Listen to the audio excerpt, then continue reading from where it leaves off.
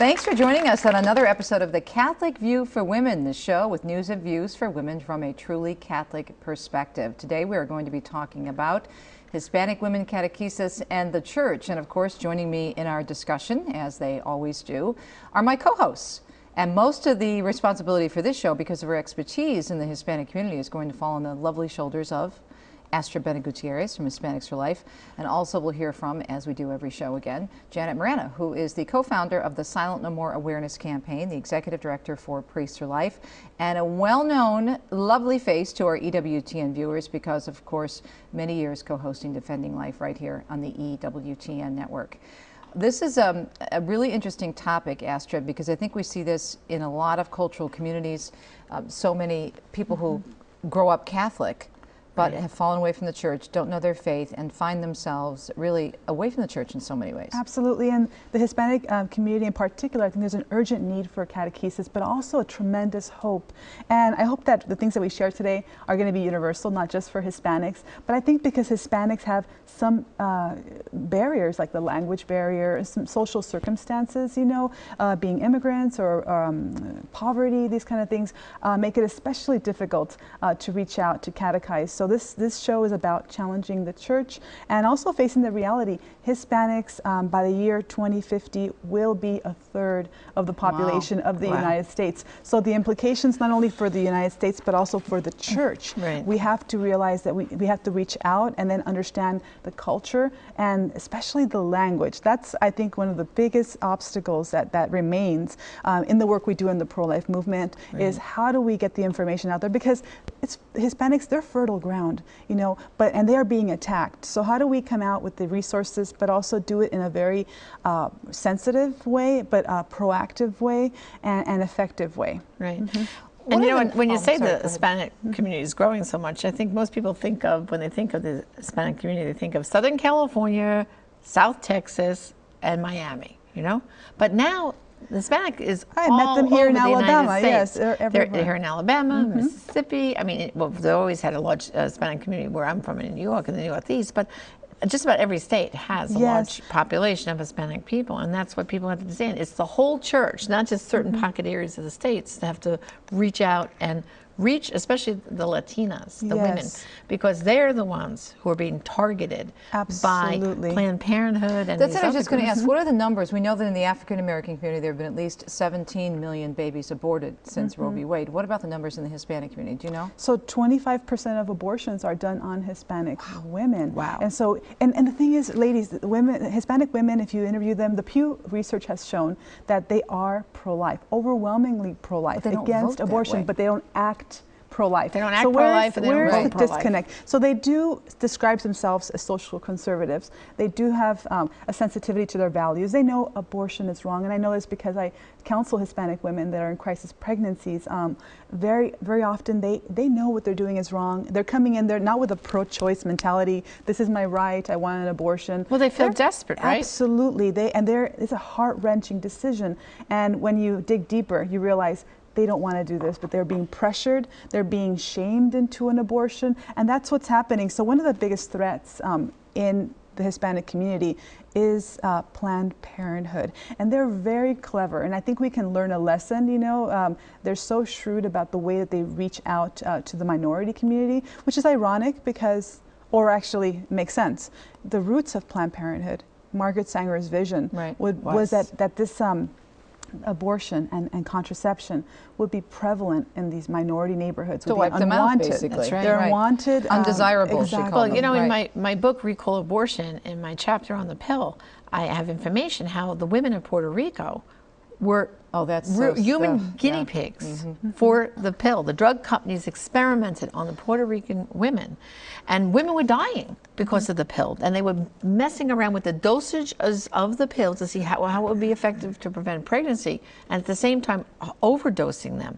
And it was very revealing when I was researching for Recall Abortion to find that out. Exactly. So Hispanics are vulnerable, and they're the first targets, for example, like you just mentioned, the pill. So whatever is happening in the Hispanic community can eventually make its way to the community at large. So the things we're sharing right now might be shocking to people, but it really, I think we are guinea pigs in more ways than one. Now Planned Parenthood has established the first reproductive health services office inside of a Los Angeles high school. Oh, that's right. That's what you were on Fox News for, weren't you? Yes. Yeah, you did a great job, by the way. Thank you. And actually, it's so important that people realize this is not just for Hispanics. The vision, I think, in the President Obama's health care includes the vision that all high schools have these reproductive health service offices inside their school grounds. What does that mean? That means that's a code word for abortion and birth control. And absolutely. Pills, so then they're going to cut out the middleman, so that they won't go to the nurse, because in California, a 14-year-old girl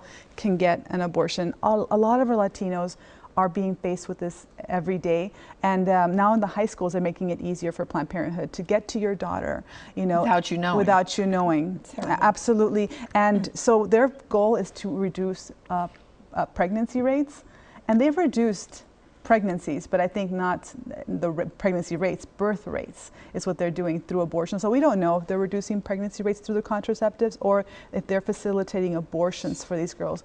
Because my theory about why there's so many teen moms in the Hispanic community, because I counsel them, is that they're more open to choosing life, so you see more pregnant girls, But I think teens, in this culture, are becoming pregnant. It's just that who is choosing life? I think the Hispanics are. So the natural targets, for Planned Parenthood, who also sees this as a huge profit. So we have to fight this in the schools. But what's going on in that community in East Los Angeles is that Planned Parenthood was very smart about how they did it. They went in there not waiting for the scandal to break out. They met with the parents.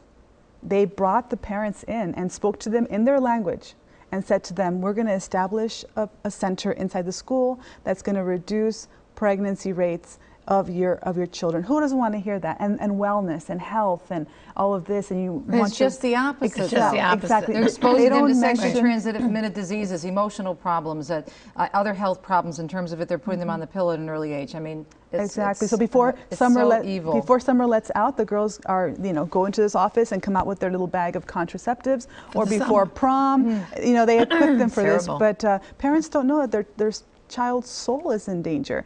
And another step of their program here in the schools is that they equip and train leaders amongst the students to educate their peer to bring them into these places. Right. So what are we doing as a church to educate our parents, to educate our youth, and to not only educate them, but also build them up as leaders? Because the Planned Parenthood not only educates, not only builds up leaders, they also build up staff. So I had the honor to meet Ramona Trevino, and she was a Planned Parenthood director in Texas. Lovely young lady. Amazing story. Yes. Amazing story. And we call her the Hispanic Abby Johnson, because she was somebody that was Catholic, and she bought into the whole Planned Parenthood vision about, we want to give women the choices, and so she ended up working for them, and she was very talented, to the point that when she had, thanks be to God, a conversion and left, they ended up closing down because they couldn't, they couldn't keep up with all that she did. But I talked to her and I asked her, why do you think you ended up there? And basically, Ramona shared the following, which was really, really enlightening and also encouraging. And hopefully it'll give us hope as well. Not only does Planned Parenthood target us as patients, but they also target us as potential employees. They are aware that in order to convince Latina women that abortion and contraception is acceptable, you must have employees who are not only Latinas, but who are also Catholic and who speak their language to sell other Latinas on their ideals. And her answer to how to solve this, she says, the Catholic Church is our constant in an ever-changing world and culture. However, we must realize that Latinos may be losing their pro-life and pro-family values as they adapt and try to fit in to a different culture where abortion is legal and where casual sex and the use of contraception is completely acceptable and promoted. And so she also, during her conversion, one of the things that helped her to understand how the error of her ways and being in Planned Parenthood is she heard Janet Smith's talk contraception, why not? Oh, and I think many people point to that moment when they heard that talk to understand the evil of contraception and what she was doing. One of the stories in my book, Dr. Nina Brin, actually her conversion came through that talk of Janet Smith. Yes, and not only our friend here, Ramona, but I myself in college ended up in one of their programs, Planned Parenthood's programs. They were very astute. They went to the pre-medical, I was in pre-med when I was in university at one point, and they came and said, do you want to help end AIDS? And especially in the minority communities, come in and help us, be a volunteer. So I spent my time, precious time that I had at the university, going to their programs and understanding the way they recruit you is to start breaking down the barriers of modesty and to see sex as something that's not a big deal. But what is a big deal is the AIDS epidemic, so let's just bombard these people with contraception. And I didn't know my faith very well, so I wasn't even sure that what I was seeing was wrong, but something inside is kind of off, but you know that you want to do something good. So they really prey on the good intentions of the university students and the Hispanic people. So we have to come out even more proactive than them, and I hope the Holy Spirit inspires many people to serve our Hispanic brothers and sisters, and not only the Hispanics, but I think everybody that is being duped by Planned Parenthood. They have so much political power. But they're picking on those who are particularly vulnerable, especially the minority communities, in both the African Americans and Hispanic communities. But when we come back, we have a saint, of course, but I also want to talk to you about, Janet and I have a lot of questions about the influence you think Pope Francis is having in the Hispanic community, in particular in South and Central America. And really, I just think he is breath of fresh air, doing amazing things within that community already. We'll be right back, and much more information on our topic today, which is Hispanic Women Catechesis and the Church, and we hope you'll stay tuned for the rest of the program. And also a reminder to visit our website for all the information, plus our homework assignment, which is coming up, and our saint for this program. All of that and much more as we continue our discussion right here on EWTN's The Catholic View for Women. We'll be right back.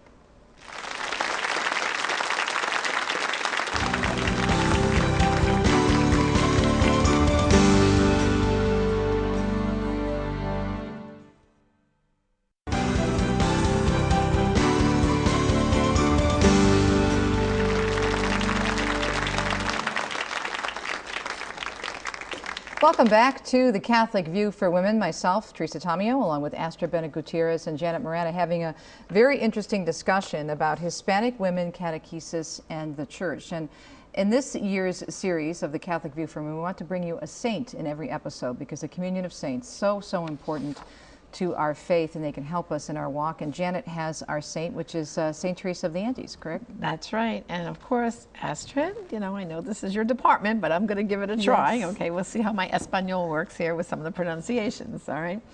Anyway, she's known as Saint Teresa of Jesus of the Andes, and in Espanol, it is Teresa de Jesus de los Andes. She was a Chilean nun of the Descalced Carmelite order. She was born, I'm not going into this long name, Juanita Enriqueta Josefina de los Sagras Corazones. How was that? Pretty good. Very good. Very good. Nice job. A+ in Espanol.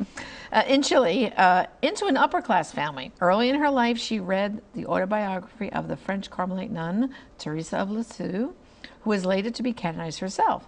The experience had a profound effect on Juanita's already pious character, coming to the realization she wanted to live for God alone.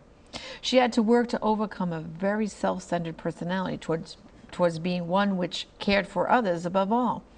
Her further inspiration for this self-transformation was her upcoming First Communion, which led her to this commitment to an effort to be worthy of what she was to receive. I mean, that says it all right there, the insight. Anyway, in 1919, at the age of 19, she entered the novitiate of the Descalced Carmelite nuns in the township of Los Andes, right? At which time she was given the name Teresa of Jesus. Towards the end of her short life, the new Sister Therese began an apostolate of letter writing, sharing her thoughts on the spiritual life with many people. Within a few months of her admission to the order, however, she contracted typhus, which was a diagnosis as fatal. She therefore died as a professed nun of the order on April 12, 1920, which fell during the Holy Week that year. Teresa remains popular with an estimated 100,000 pilgrims who visit each year the shrine where her remains are venerated in the sanctuary there in Los Andes, 60 miles from Santiago. She is Chile's first saint and is especially popular among women and young people. And so, yes. Tell me why, though, in particular, Astrid. I mean, this is, you can see the Eucharist was the thing that really central for her.